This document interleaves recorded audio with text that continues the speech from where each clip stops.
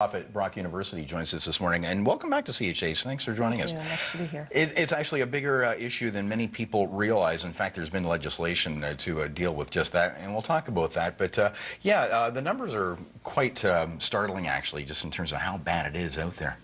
Yes, it is. There are millions of employees being bullied on a regular basis, day in and day out.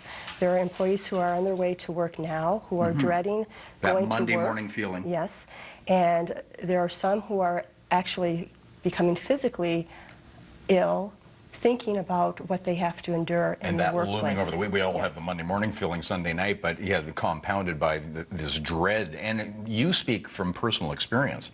Yes, I was bullied for about 6 years, and at the time I really didn't realize that I was being bullied. I knew that something was terribly wrong. I was yelled at, belittled, denied. This is in the automotive industry? In the automotive industry. Yeah. Your thoughts at the time, did you think this is just this place? I'm going to... Exactly. I thought it was the culture of the organization, and I had seen this behavior displayed on many occasions by managers, plant managers, individuals who were in positions of authority. And so I thought it was part of the culture, but I knew that it was wrong and that it should not be taking place. So it wasn't until I started conducting research for my second book in Darkness Light,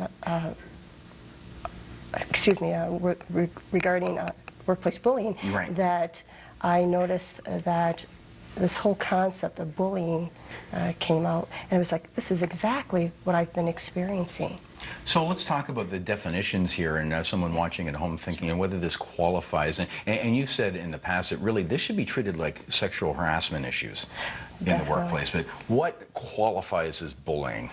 If someone is being harassed, belittled, being denied opportunities to advance up the organization, up the corporate ladder, and also if individuals are being ostracized and being denied opportunities to interact with their colleagues on a regular basis. I know of individuals who have been put in a corner and told not to speak to their colleagues.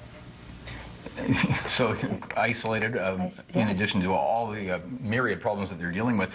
And your research shows the numbers that the bullies are largely not being impacted by this or reprimanded in any way, shape, or form, yet the numbers are startling for the people that are bullied in terms of either just leaving or getting fired. Exactly. And worse yet, suicidal, even homicidal in a small percentage. 1.4% of bullies are terminated. 44% of people who are bullied are either terminated or they leave on their own because they can no longer handle the bullying. And an alarming statistic is that 7% of employees who are bullied consider homicide or suicide. So we've painted a pretty grim picture here. And again, this is addressed because the legislation has passed, Bill 168 in Ontario, but it hasn't really, in the years since, it really hasn't resonated. That is true. There are some organizations who have embraced Bill 168 and have put policies in place. But what I'm finding is that the majority of the organizations have the policies in place, but they're not enforcing the policies. So this is where the frustration becomes quite evident for those employees who are being bullied, because they are aware of Bill 168, they're aware of the legislation. They go to Human Resources and they say, well, would you do something about it? And very little is being done to address the issue. And as you say, yet sexual harassment rules are well entrenched and people are well aware of them, and we need to get there in terms of bullying. So again, for viewers that are concerned, want more information on this, there's actually a great website, bulliednomore.com. That is correct. Okay, hey, thanks very much, Lisa. Thank you for having me. Okay, and you do have to get to work, so we're going to check the traffic. We have some great weather ahead and a ton more Morning Live. We're back just after this short break.